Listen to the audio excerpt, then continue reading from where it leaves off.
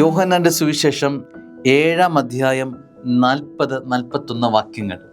ഈ വാക്യങ്ങളുടെ തലക്കെട്ട് അധികാരികളുടെ അവിശ്വാസം എന്നാണ്. ഈ വാക്കുകൾ കേട്ടപ്പോൾ ഇവൻ യഥാർത്ഥത്തിൽ പ്രവാചകനാണ് എന്ന് ചിലർ പറഞ്ഞു. മറ്റു ചിലർ പറഞ്ഞു ഇവൻ ക്രിസ്തു ആണ്. എന്നാൽ വേറെ ചിലർ ചോദിച്ചു, ക്രിസ്തു ഗലീലായിൽ നിന്നാണോ വരിക?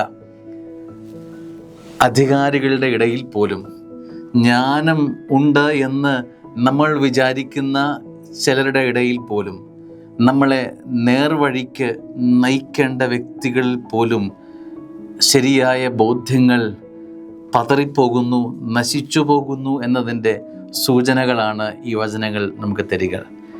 അധികാരങ്ങളിൽ പോലും, അധികാര സ്ഥലപ്പത്തിരിക്കുന്നവരിൽ പോലും ക്രിസ്തുവിൽ അവിശ്വാസം രൂപപ്പെടുകയാണ്. ദിശാബോധം നൽകേണ്ടവർക്ക് പോലും യഥാർത്ഥ ജ്ഞാനം നശിച്ചു പോകുന്ന കാലം.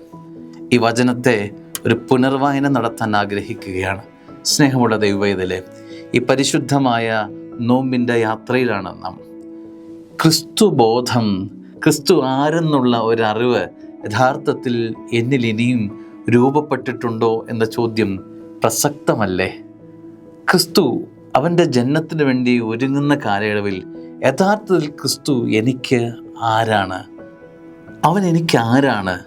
ഈ ഒരു ഉത്തരം ഞാനും നിങ്ങളും കണ്ടെത്തേണ്ടതായിട്ടുണ്ട്.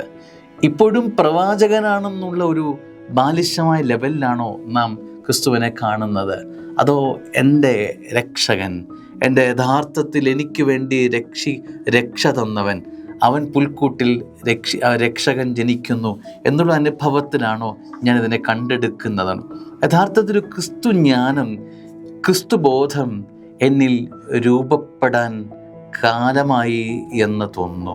ഈ പുൽക്കൂടിലേക്ക് അടുക്കുമ്പോൾ ഇങ്ങനൊരു ബോധ്യം മനസ്സിൽ നിറയാതെ ഈ യാത്ര അനുഗ്രഹമാകില്ല എന്ന് തോന്നുന്നു.